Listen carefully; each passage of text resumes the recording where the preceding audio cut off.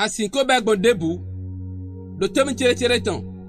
Viva nu ona yon jawe. Kwa ba do rasanta o wenu mi mende ba na ko de ba kru na sedegbe tue. Mina hanundo Ecclésiaste chapitre 7 verset 8 e mi rando. Wenu ye fonu de o eyon hu wenu ye be. E fwe sa eyon hu e blo glagla. Ami. De abenu ogbon flavo e declare do ena do sogudo dagbe e declare do ena inu kon bo.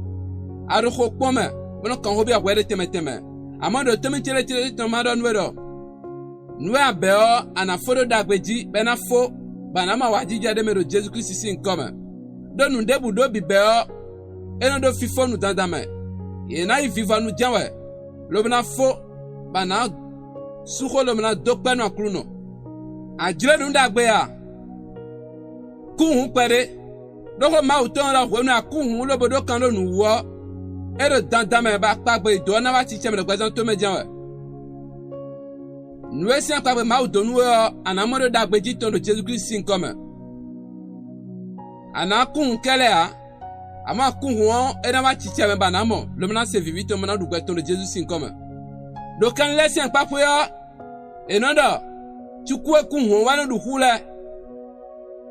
Avec pevio eno inwo même avec pevi le bela fo ko pevi ko avec pevio ana fopo susupo on hoda da nu debude avec pevi de o ina sura lo nuwe de Jésus Christ sin comme le bona inukon anado nukuto awena inukon fi amalendo awena klawe de Jésus sin comme le temi chere ton ana fodo gigoma bona pa susunu ma o mavonvo ma pwedo melao do ye komodo de abegbon akunwe ngbe video po capital lo po akunwe ngbe video de abelogbon nukon ide na tinwe a de mo mo ekono ya mo gweto na pacha ero Jesus sin come andon yi nukon yiche cheba pwelo fifon na wa do Jesus Christ sin come nadu nukun dagbe aikungbe lo jiton la ero Jesus Christ sin come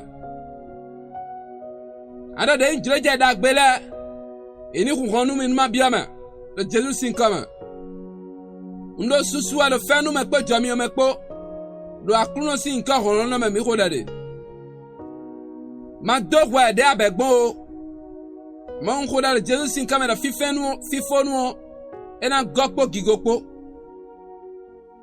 no di nu dai hole nkoton da na fodo gigome o wala mi do commentaire ma boda nu mende egbedo de begbon ni makiana o amena fodo gigome de Jésus sin comme kun pare bokon we ma o jambloe fi fa kuno to ni ko lo gbazan to me ami